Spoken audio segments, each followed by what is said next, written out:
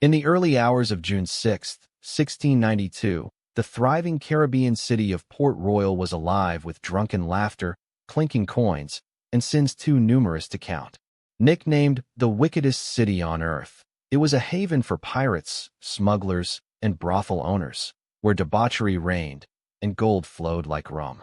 But by mid-morning, the entire city would be gone. In a matter of minutes, the earth beneath Port Royal split open. Buildings sank. Streets liquefied. Churches were swallowed whole. Thousands of men, women, and children were dragged into the sea, never to be seen again. It wasn't just an earthquake.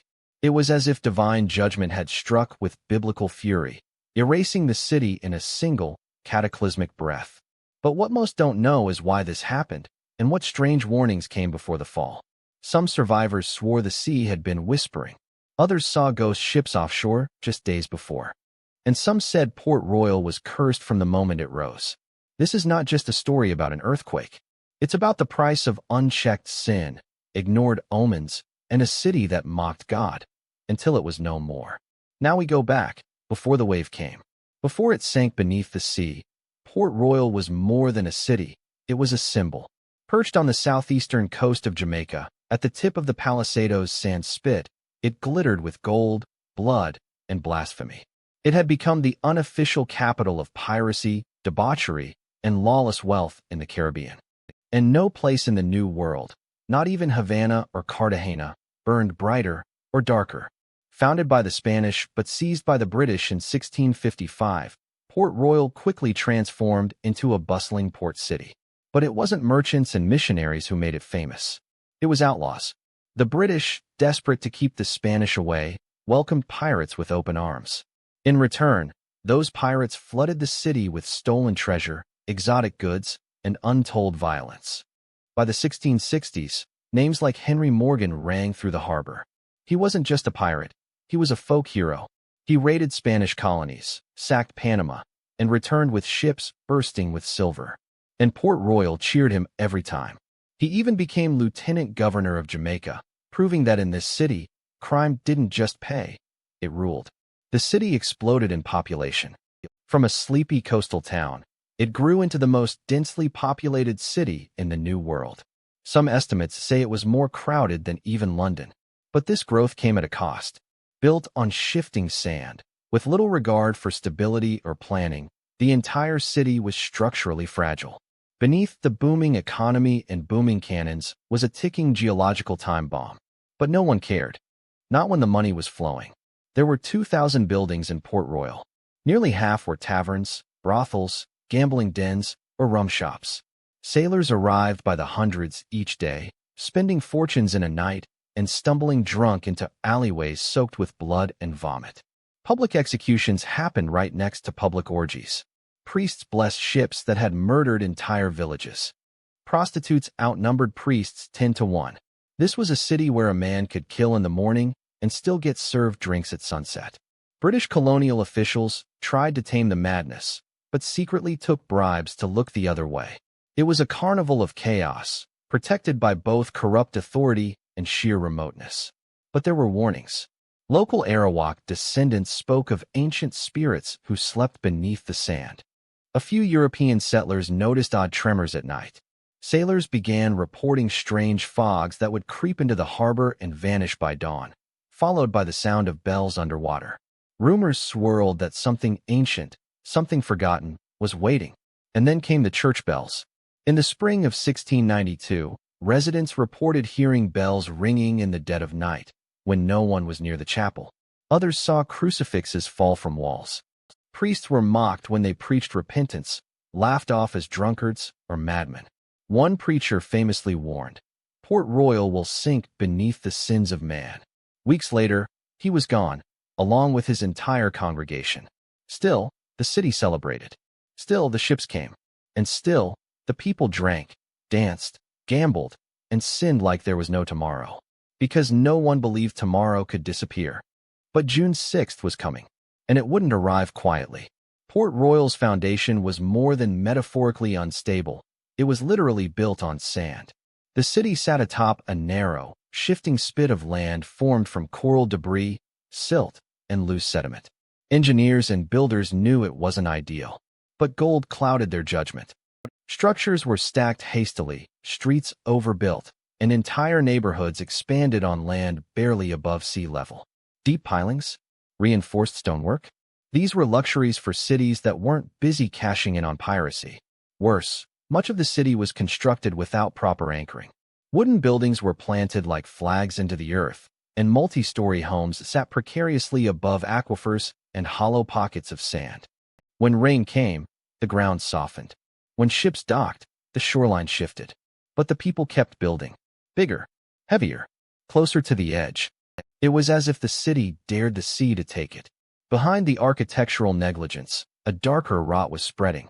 Port Royal's moral decay wasn't whispered in back alleys. It was celebrated in the open. Children were raised in brothels. Orphans were bought and sold like cattle. Slaves were forced into fights for entertainment. And executions became public theater. In one infamous incident, a pirate captain was hanged and left to rot in a cage above the harbor, his body picked apart by gulls for weeks as tourists came to watch. But there was something even more chilling. The priests had started disappearing. By 1691, several church leaders had either vanished, gone mad, or fled inland. The ones who stayed behind reported hallucinations, hearing hymns sung by invisible choirs, or seeing old tombs bleed salt water. One priest attempted to exorcise the entire city, screaming scripture from rooftops until he collapsed. The townspeople laughed. They called him the drunken angel. But the ground was shifting. That spring, animals began acting strange. Dogs refused to go near the waterfront. Horses became skittish for no reason. Fishermen reported dead fish floating belly up in calm water. Even the tide seemed off, pulling unusually far back at night, then slamming forward the next morning. And then came the wells. People began noticing the taste of salt in their drinking water. Entire wells turned brackish overnight. Some homes reported water seeping up through the floors, despite no rainfall. Still, no one evacuated.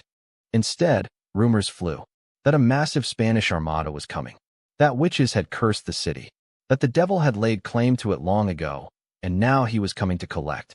On June 1st, 1692, a British Navy officer wrote in his journal, "This city reeks of more than rum. It is bloated with secrets. Something festers beneath us, and I fear we shall all drown in it." His warning would prove chillingly prophetic. The earth was under tension. Fault lines ran beneath the city, specifically the Enriquillo-Plantin Garden Fault Zone, which scientists now know is capable of unleashing massive seismic events. But at the time, earthquakes were viewed not as natural disasters, but as wrath, divine fury. And in Port Royal, there was no shortage of reasons for God to be angry. A final, eerie event occurred just 48 hours before the quake. A child was born in the brothel quarter, completely silent. No cry, no breath. But the midwife swore its eyes were open and glowing blue. The baby died within minutes. Locals claimed it was a demon child, a final omen. They burned the room where it was born. But the ground didn't care about rituals or rumors. It was already cracking. And the moment would come not with warning, but with sudden, horrifying finality. It was 11:43 a.m. when the first tremor struck. To most, it felt like the usual shaking of a passing cart or the rumble of distant cannon fire. But within seconds, the ground beneath Port Royal began to ripple violently. Eyewitnesses described a sound like thunder, followed by a roar from deep below, as if the earth itself were screaming. Streets cracked open, buildings swayed, then snapped like twigs. In mere moments, the city became a convulsing ruin. Those who tried to run found themselves tumbling, swallowed by widening fissures. Others were crushed beneath collapsing timber, stone, or the bodies of panicked neighbors. Taverns split in half mid-song. Church spires toppled. The cemetery burst open, coffins flung from their graves like matchsticks. And then came the sea. The earthquake had triggered a phenomenon known today as liquefaction, when saturated sandy ground temporarily loses its solidity and turns to quicksand. Port Royal's entire foundation melted. Whole blocks slid sideways into the harbor. Buildings tilted and vanished in seconds. Eyewitnesses claimed they saw people standing on rooftops as they were pulled underwater, screaming, praying, or paralyzed in shock. More than 13 of the city's 21 acres sank instantly beneath the Caribbean. Ships anchored offshore were ripped from their moorings and hurled into each other. Massive waves surged through the harbor, dragging debris, corpses, and horses through narrow alleys. Survivors tried to swim, but the water was thick with blood, mud, and floating wreckage. Sharks, drawn by the chaos, began to arrive within hours. Then the aftershocks hit. Just as some thought it might be over, the earth began to convulse again. The few remaining buildings that hadn't collapsed were finished off in a second wave. Fires broke out, then were snuffed by incoming tides. The church clock tower, which had stood at the center of town for decades, was seen slowly tipping, then vanishing, swallowed whole. The clock froze at 11:43, a chilling timestamp preserved forever. Among the survivors was a man named Louis Galdi. He was swallowed by the earth, only to be spat out into the harbor moments later. He would go on to tell his story for years, becoming living proof of the city's fall. But most weren't so lucky. An estimated 2,000 people died in minutes. Thousands more were injured or displaced, their homes reduced to splinters or sunk entirely. Bodies washed ashore for days. The smell of rot, salt, and sulfur poisoned the air. Looters arrived within hours, not to rescue, but to scavenge. Drunken survivors fought over floating casks of rum and shattered treasure chests. Chaos did not die with the city, it simply changed form. One eyewitness, a sailor from a nearby vessel, wrote, "I saw a man running with a sack of gold, laughing. A moment later, he was gone. The earth ate him." Another priest, one of the few left alive, declared the destruction was divine, that God had wiped the city clean. This was Sodom with sails, he preached, standing on driftwood as survivors wept around him. But even he would not stay long. Disease followed the quake. Dysentery, infection, and hunger swept through the camps that formed on the high ground. The survivors were broken, their wealth gone, their loved ones buried somewhere beneath the ocean. But one haunting truth remained. Port Royal hadn't simply fallen. It had vanished. And what lay beneath the waves would not rest easy. For centuries, Port Royal remained buried, quiet, sunken, and nearly forgotten. But it never truly disappeared. Beneath the blue waters of the Caribbean lay a city frozen in time. Streets intact, doors still attached to frames, pewter mugs on tavern floors, human remains lying where they fell. It wasn't ruins, it was a drowned world, eerily preserved by the very sea that consumed it. In the mid-20th century, divers began to explore the sunken city. What they found defied belief. Brick alleyways remained eerily intact, stretching beneath coral and silt. Clay pipes, silver coins, even glass wine bottles, sealed and unopened, waited patiently beneath centuries of silence. One diver described the experience as walking through a ghost's memory. But the deeper they went, the stranger it became. Skeletons were discovered mid-movement, curled beneath collapsed beams or reaching toward staircases that no longer led anywhere. Some still wore jewelry. One woman's skull was found with a gold tooth still gleaming. Another corpse, remarkably preserved in sediment, lay beneath a tavern bar, frozen as if still waiting for a drink. Yet it wasn't just the preservation that unsettled the divers. It was the atmosphere. Many reported an overwhelming sense of dread upon entering certain areas. Compasses spun erratically. Visibility dropped sharply, even in clear conditions. And several divers, including trained military professionals, claimed they heard faint music underwater. Fiddles, drums, and laughter echoing from nowhere. Then came the bell. In 1981, a dive team discovered a church bell, half buried in coral and perfectly intact. When disturbed, it rang underwater. A clear, metallic tone that echoed in the silence. The lead diver claimed he felt his heart stop for a beat as it rang. He resurfaced early. He never dove again. Artifacts were removed and displayed in museums across Jamaica and Europe. But some seemed cursed. One set of pewter plates caused a string of accidents for its owner: broken bones, a house fire, and an unexplained gas leak. Another item, a ring pulled from a drowned nobleman's hand, was linked to vivid nightmares and sleep paralysis in every owner who wore it. Eventually, it was sealed in a museum vault in Kingston. But not all the dead stayed down. Local fishermen, even today, speak of ghostly lights flickering just beneath the water on calm nights. Some say they've seen figures walking along the seafloor, men in tricorn hats, women in tattered dresses, children waving silently as boats pass. One story tells of a diver who vanished during a solo expedition. His body was found days later, back on the shore, fully clothed and dry, his eyes wide open in terror. Historians tried to dismiss the tales. They said the sea plays tricks, that trauma lingers in places of mass death. But even they couldn't explain the strange fact that, in over 300 years, no major redevelopment effort has succeeded in rebuilding Port Royal. Every attempt is halted by funding failure, engineering collapse, or eerie accidents on site. Geologists warn that the fault line beneath the city is still active. Another quake could strike at any time. The same liquefaction process could occur again, consuming modern buildings just as it did in 1692. In fact, some believe the disaster is overdue. But there are others, priests, occultists, even descendants of those who died, who say Port Royal was meant to stay buried. That disturbing it would reawaken what sleeps beneath. Because it wasn't just a city that sank. It was judgment, and the ocean never forgets. The story of Port Royal's destruction has haunted theologians, historians, and moral philosophers for centuries. Was it nature, vengeance, or divine reckoning? At the heart of the debate lies one unavoidable fact. Port Royal was unlike any other city of its time. Wealthier than Boston, more sinful than London's darkest alleys, and governed by outlaws and opportunists, it embodied a paradox of prosperity through wickedness. Its fall was not just physical, it was symbolic. Religious leaders, both then and now, point to Scripture. They liken Port Royal to Sodom and Gomorrah, cities so corrupted that divine fire cleansed them from existence. To these voices, the earthquake of 1692 was not random. It was precision punishment, a calculated act by a higher power that allowed the city's sins to pile high before cutting them down in a single, apocalyptic stroke.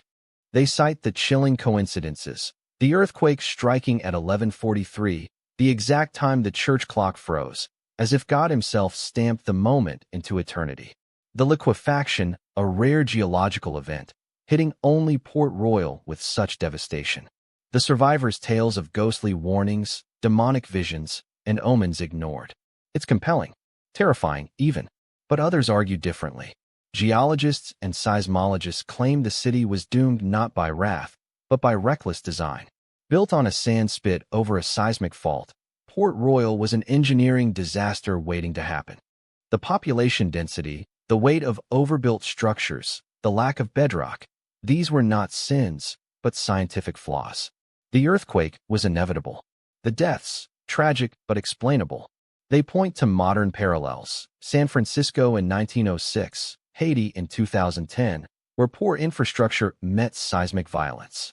In this view, Port Royal wasn't punished. It was neglected, and it paid the price. Still, even many scientists admit that something about Port Royal feels different. Why did the city vanish so completely, so quickly, when nearby settlements survived? Why are so many artifacts preserved so perfectly underwater, as if intentionally untouched by time? Why have redevelopment efforts continually failed, often under bizarre, inexplicable circumstances? And then there's the occult angle. Esoteric scholars argue Port Royal was never just a pirate haven. It was a spiritual sinkhole.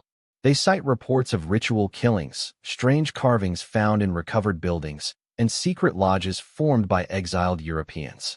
Some believe the city had become a gathering place for dark forces, drawn to its lawlessness, anchored by blood. One recovered relic, a stone idol carved with symbols not found in any known language, still sits in a museum basement. Staff refused to display it. The curator who cataloged it suffered a mental breakdown and later drowned himself in a dry bathtub. Was it all coincidence? Or was Port Royal a portal, a gateway opened by greed and indulgence, that had to be sealed? Whatever your belief, the city remains buried. The sea still guards its secrets, and the lessons remain murky. Was Port Royal a victim or a villain, a warning or a mystery? It may never be answered, but the question itself is haunting enough. And in the silence beneath the waves, you can still imagine the sound of laughter, of coins spilling, of bells ringing one final time, before everything went dark. The story of Port Royal is more than a historical disaster. It's a mirror. A mirror reflecting the extremes of human nature, greed and glory, sin and survival, arrogance and ignorance. It was a city that rose too fast, lived too wild, and fell too hard. And whether by fault line or fate, it left behind a message that still ripples beneath the waves. Even now, Port Royal lies in eerie silence. A drowned city frozen in time, where shadows drift through silted streets and relics whisper of a final day no one saw coming. Some call it karma. Others call it geology. But maybe it was both. Maybe some cities are not meant to rise again. So the next time you walk a bustling street, sip from a glass, or laugh in the safety of modern walls, remember Port Royal. Remember what happens when wealth outweighs wisdom, when warnings go unheard, when a city mocks the sea, and the sea answers back. If this story shocked you, disturbed you, or made you look at history a little differently, subscribe for more forgotten catastrophes and forbidden pasts. Share your thoughts in the comments, or watch our next dark dive into history's hidden corners. Because some stories sink, but they never disappear.